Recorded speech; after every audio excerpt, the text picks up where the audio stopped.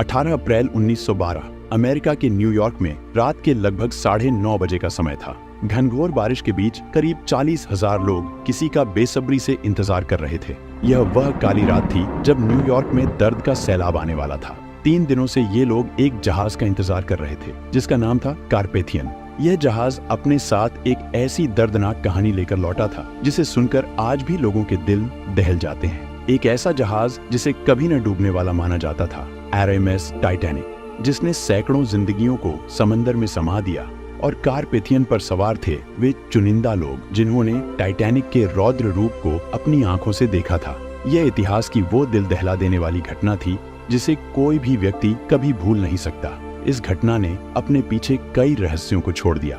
10 अप्रैल 1912 को जब टाइटैनिक अपनी पहली यात्रा पर ब्रिटेन के साउथहैम्पटन से न्यूयॉर्क के लिए निकलने वाला था, तब वहां का माहौल कुछ अलग ही था। लोग टाइटैनिक के बारे में इतना सुन चुके थे कि उसकी विशालता और सुंदरता को देखने के लिए भीड़ उमड़ पड़ी थी। ऐसा कहा जाता है कि करीब 1 लाख से भी ज्यादा लोग टाइटैनिक की भव्यता को देखने के लिए आए थे। और इतनी बड़ी भीड़ का आना स्वाभाविक था क्योंकि टाइटैनिक वाकई में बेहद शानदार था। ये जहाज जितना भव्य बाहर से दिखता था, उससे भी ज्यादा आलीशान ये अंदर से था। टाइटैनिक एक बेहद लग्जरियस जहाज था जिसमें 2 बड़े ground stairs, heated swimming pool, gym, 4 restaurant, library, Turkish bath, electric bath और बार्बर शॉप जैसी सुविधाएं थी। यह ऐसा था जैसे टाइटैनिक एक चलता फिरता लग्जरी होटल हो जिसमें हर संभव सुविधा उपलब्ध हो। टाइटैनिक की विशिष्टता उसकी लग्जरी तक ही सीमित नहीं थी, बल्कि इसकी सेफ्टी भी इसे खास बनाती थी।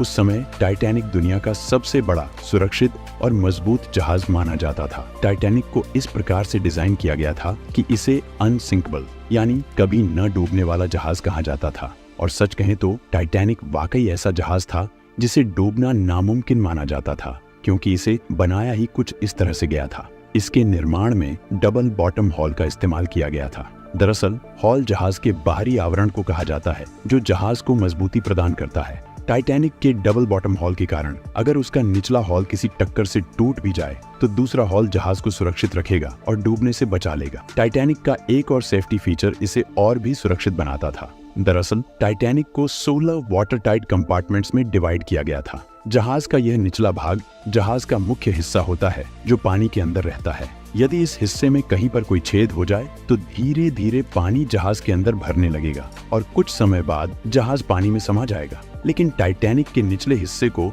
16 अलग अलग वाटर टाइट कंपार्टमेंट्स में विभाजित किया गया था। इसका फायदा यह था कि अगर जहाज किसी चट्टान से टकराता और उसमें लीकेज हो जाता तो केवल वही कंपार्टमेंट पानी से भरता जो क्षतिग्रस्त हुआ था और बाकी के कंपार्टमेंट्स सुरक्षित रहते। इस तरह जहाज को डूबने से बचाया जा सकता था। टाइटैनिक इतना बड़ा जहाज था कि यदि उसके 16 में से 4 कंपार्टमेंट्स में भी पानी भर जाता तो भी यह डूबने वाला नहीं था। और ऐसा होना लगभग असंभव था कि एक साथ 4 से ज्यादा कंपार्टमेंट्स क्षतिग्रस्त हो जाएं, क्योंकि ये कंपार्टमेंट्स बहुत बड़े थे। ऐसे में कोई चट्टान भी इस जहाज को डुबो नहीं सकती थी। इसी कारण से टाइटैनिक को कभी न डूबने वाला जहाज यानी अनसिंकेबल कहा जाता था। टाइटैनिक को व्हाइट स्टार लाइन कंपनी ने लगभग 3 वर्षों में बनाकर तैयार किया था। 2 अप्रैल 1912 को टाइटैनिक का निर्माण पूरा हो चुका था और इसके कुछ दिनों बाद यानी 10 अप्रैल 1912 को इसे अपनी पहली यात्रा के लिए तैयार किया गया। इस जहाज पर उस जमाने के बड़े बड़े लोग सवार थे और इसके अलावा कुछ प्रवासी भी थे जो अमेरिका जाकर एक नए जीवन की शुरुआत करने वाले थे। जहाज के कप्तान थे 62 वर्षीय एडवर्ड जॉन स्मिथ, जो एक अनुभवी कप्तान थे। माना जाता है कि यह उनका आखिरी सफर था। इसके बाद वे रिटायर होने वाले थे। टाइटैनिक पर लगभग 2240 यात्री और क्रू मेंबर्स सवार थे। आमतौर पर साउथहैम्पटन से न्यूयॉर्क पहुंचने में 7 से 8 दिन का समय लगता था, लेकिन टाइटैनिक उस समय का सबसे तेज चलने वाला जहाज था और व्हाइट स्टार लाइन कंपनी चाहती थी कि यह जहाज 6 दिनों में न्यूयॉर्क पहुंच जाए। टाइटैनिक अपनी भव्यता और विशालता के साथ साथ अपनी गति के कारण भी सुर्खियों में आ जाए। इसी कारण से कंपनी ने कैप्टन स्मिथ को जहाज को फुल स्पीड पर चलाने के निर्देश दिए थे। टाइटैनिक को बने हुए अभी ज्यादा समय नहीं हुआ था और इसकी सेफ्टी टेस्टिंग और ट्रायल्स भी पूरी तरह से नहीं हुए थे। इसके बावजूद टाइटैनिक को एक लंबी यात्रा के लिए तैयार किया जा रहा था और इसका एक बड़ा कारण था। दरअसल व्हाइट स्टार लाइन कंपनी की एक और जहाज थी, ओलंपिक। जो टाइटैनिक की तरह ही दिखती थी, लेकिन आकार में थोड़ी छोटी थी। इस कारण से ओलंपिक शिप को टाइटैनिक की बहन कहा जाता था। मार्च 1912 में ओलंपिक शिप में तकनीकी खराबी आ गई, जिससे उसे इमरजेंसी में बंदरगाह पर रिपेयर के लिए लाया गया। इतने बड़े जहाज को ठीक होने में कई महीनों का समय लग सकता था। इस देरी के कारण व्हाइट स्टार लाइन कंपनी का बिजनेस महीनों तक ठप हो सकता था। इसलिए कंपनी ने अपने कारोबार को बनाए रखने के लिए अगले ही महीने यानी अप्रैल में अपनी नई शिप टाइटैनिक को लॉन्च करने का निर्णय लिया। क्योंकि यह टाइटैनिक की पहली यात्रा थी, इसीलिए इसके क्रू में कुछ अनुभवी लोगों का होना अनिवार्य था। इसीलिए टाइटैनिक के कुछ मौजूदा क्रू मेंबर्स को हटाकर ओलंपिक के कुछ अनुभवी क्रू मेंबर्स को टाइटैनिक की टीम में शामिल किया गया। टाइटैनिक का एक ऑफिसर था डेविड ब्लेयर, उसे हटाकर ओलंपिक से एक अधिकारी को उसकी जगह नियुक्त किया गया। जब डेविड ब्लेयर शिप छोड़कर अपने घर जा रहा था तो गलती से वह अपने लॉकर की चाबी भी साथ ले गया। दुर्भाग्य से टाइटैनिक पर मौजूद इकलौती दूरबीन उसी लॉकर में बंद थी। डेविड ब्लेयर की इस छोटी सी गलती ने आगे चलकर टाइटैनिक के विनाश में अहम भूमिका निभाई। आखिरकार वो घड़ी आ ही गई जब 10 अप्रैल 1912 को टाइटैनिक अपने पहले ऐतिहासिक सफर पर रवाना हुआ। कैप्टन स्मिथ भलीभांति जानते थे कि साल के इन महीनों में समुद्र में आइसबर्ग की संख्या बहुत अधिक होती है। इसलिए कैप्टन स्मिथ ने खतरे को भांपते हुए सीधे नॉर्दर्न रूट को छोड़कर साउदर्न रूट का थोड़ा लंबा रास्ता चुना। दरअसल आइसबर्ग समुद्र में तैरते छोटे छोटे बर्फ के पहाड़ होते हैं, जो ग्लेशियर से टूटकर समुद्र की लहरों के साथ बहते हुए बीच समंदर में पहुंच जाते हैं। इस मैप पर नजर डालें, आप देख सकते हैं कि ग्रीनलैंड से टूटे हुए ये बर्फ के पहाड़ इस रास्ते के जरिए अटलांटिक महासागर में प्रवेश करते हैं। अप्रैल के महीने में इस क्षेत्र में बड़ी संख्या में आइसबर्ग टूट कर आते हैं, लेकिन एक राहत की बात यह है कि ग्रीनलैंड से अटलांटिक महासागर तक पहुंचने में इन आइसबर्ग्स को करीब 2 साल लगते हैं और इस दौरान वे धीरे धीरे पिघलकर समुद्र के पानी में विलीन हो जाते हैं। केवल बहुत बड़े आइसबर्ग ही अटलांटिक महासागर के बीच तक पहुंच पाते हैं। इसलिए कैप्टन स्मिथ ने आइसबर्ग के खतरे को टालने के लिए सीधे रास्ते की बजाय एक ऐसे रास्ते को चुना जहां आइसबर्ग से टकराने की संभावना बहुत कम थी। उस समय जहाजों में आइसबर्ग जैसी रुकावटों को देखने के लिए उन्नत तकनीक उपलब्ध नहीं थी। इसी वजह से जहाज के सामने की ऊंचाई पर एक क्रूज पॉइंट होता था, जिसे लुकआउट पॉइंट कहा जाता था। इस क्रूज में हमेशा 1-2 लोग दूरबीन लेकर तैनात रहते थे, जो दूर तक नजर रखते थे कि कहीं जहाज के सामने कोई अड़चन तो नहीं है जिससे टकराने का खतरा हो। जब जहाज समुद्र में यात्रा करते थे, वे सभी वायरलेस रेडियो के माध्यम से एक दूसरे को लगातार संदेश भेजते रहते थे, ताकि यह जानकारी मिल सके कि किस स्थान पर क्या अड़चने हैं। जब टाइटैनिक ने अपनी आधी यात्रा पूरी कर ली थी, तब उसे कोरोना नामक जहाज से आइसबर्ग के बारे में पहली चेतावनी मिली। यह आइसबर्ग टाइटैनिक से लगभग 1 दिन की दूरी पर था। टाइटैनिक पर सीनियर ऑफिसर जैक फिलिप्स इस वायरलेस रेडियो सिस्टम को संचालित कर रहे थे और अन्य जहाजों के साथ संपर्क में थे। 4 अप्रैल की दोपहर को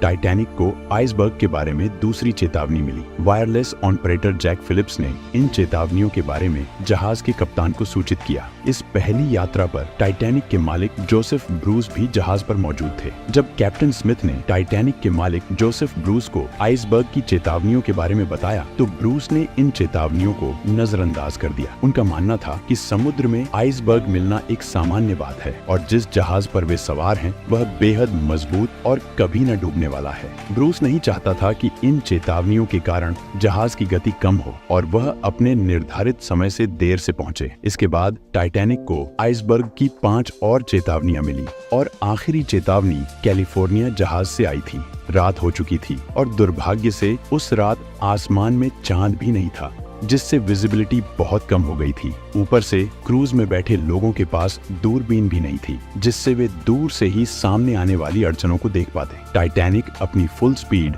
40 किलोमीटर प्रति घंटे की रफ्तार से चल रहा था और आइसबर्ग उससे केवल 2 घंटे की दूरी पर था। घने अंधेरे में समुद्र की लहरों को तेजी से चीरते हुए टाइटैनिक आगे बढ़ता जा रहा था, बिना इस बात की परवाह किए कि जिस रास्ते में अभी वो चल रहा है उसके सामने एक बहुत बड़ी बर्फ की चट्टान मौजूद है। रात के 11:30 बज चुके थे और अब टाइटैनिक आइसबर्ग से केवल 6 किलोमीटर की दूरी पर था। जिस रफ्तार से टाइटैनिक चल रहा था, उसे देखते हुए वह अगले 10 मिनटों में आइसबर्ग के करीब पहुंचने वाला था। टाइटैनिक के क्रू में शामिल 2 बहादुर लोग, फ्रेडरिक फ्लीट और रेजिनाल्ड ली, कड़कड़ाती ठंड और रात के घने अंधेरे के बावजूद टकटकी लगाए जहाज के सामने आने वाली अड़चनों को देख रहे थे। उनके लिए एक बड़ी समस्या यह थी कि जहां वे तैनात थे वहाँ ठंडी हवाएं सीधे उनके चेहरे पर लग रही थी, जिससे उनकी आंखों से लगातार आंसू निकल रहे थे। इनके पास कोई दूरबीन भी नहीं थी जिससे वे ज्यादा दूर की चीजों को स्पष्ट रूप से देख पाते। कम रोशनी में आंखों से बहुत दूर मौजूद वस्तुओं को देख पाना बेहद मुश्किल था। रात के 11:39 पर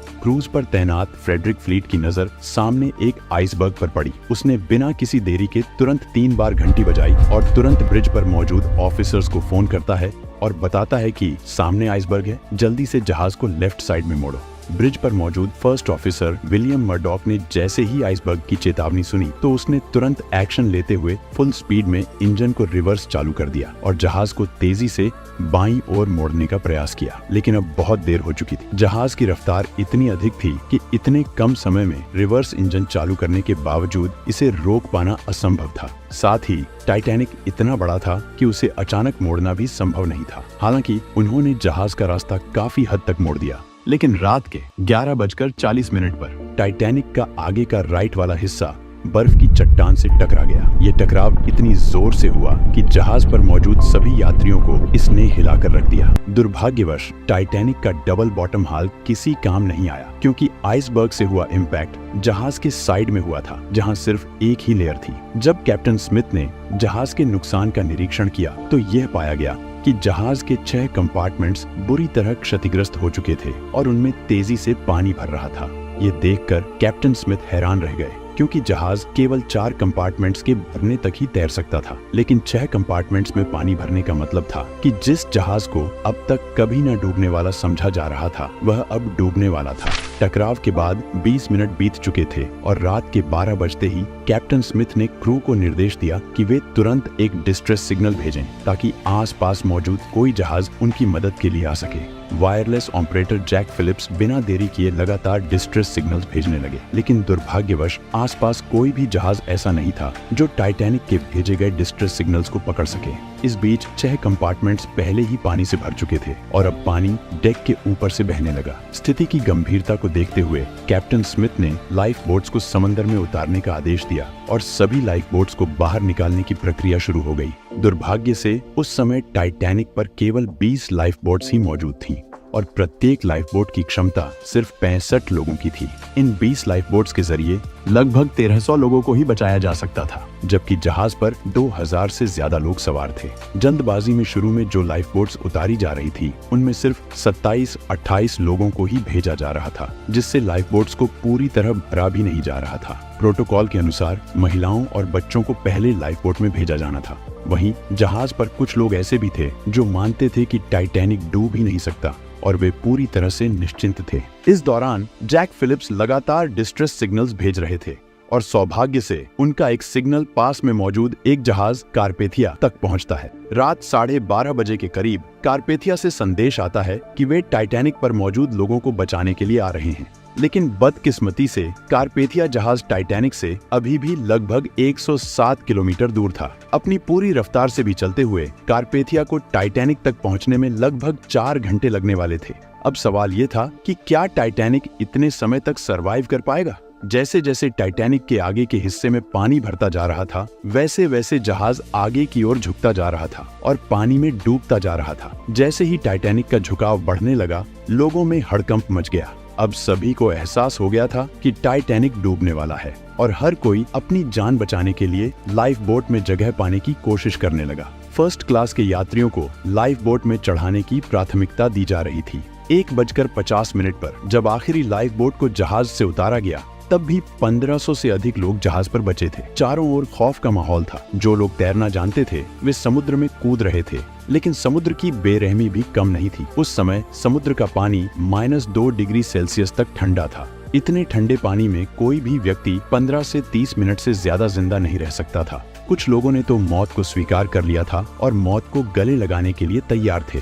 वहीं जहाज के क्रू मेंबर्स अब भी किसी चमत्कार की उम्मीद में लगातार डिस्ट्रेस सिग्नल्स भेज रहे थे। वे आसमान में फ्लेयर्स भी चला रहे थे ताकि आसपास कोई जहाज उनके संकेतों को देख सके और उन्हें बचाने आ सके, लेकिन कोई भी जहाज उनकी मदद के लिए नहीं पहुंचा। इस बीच टाइटैनिक में पानी तेजी से भरने लगा और जहाज तेजी से डूबने लगा। जहाज का आगे का हिस्सा पूरी तरह से पानी में समा चुका था और पिछला हिस्सा पानी के ऊपर उठने लगा। आखिरकार कप्तान स्मिथ ने अपने क्रू को भी अपनी जान बचाने के लिए कहा, लेकिन जैक फिलिप्स अपनी जान की परवाह किए बिना आखिरी सेकंड तक डिस्ट्रेस सिग्नल्स भेजने में लगे रहे। जब तक जहाज पर इलेक्ट्रिसिटी थी तब तक जैक फिलिप्स लगातार उनकी मदद करने आ रही इकलौती शिप कारपेथिया से संपर्क बनाए हुए थे। कैप्टन स्मिथ ने अपने जहाज को न छोड़ने का फैसला किया। जैसे ही जहाज का आगे का हिस्सा पूरी तरह से पानी में समा गया, एक शॉर्ट सर्किट की वजह से पूरे जहाज पर अंधेरा छा गया। अटलांटिक ओशियन लोगों की चीखों से गूंज रहा था। जहाज का पिछला हिस्सा पूरी तरह से हवा में खड़ा हो गया और दबाव इतना बढ़ गया कि टाइटैनिक 2 हिस्सों में टूट गया। रात के 2:20 पर RMS टाइटैनिक अटलांटिक महासागर की गहराइयों में समा गया। कभी न डूबने वाला कहा जाने वाला जहाज महज 2 घंटे 40 मिनट में समुद्र की असीम गहराई में चला गया।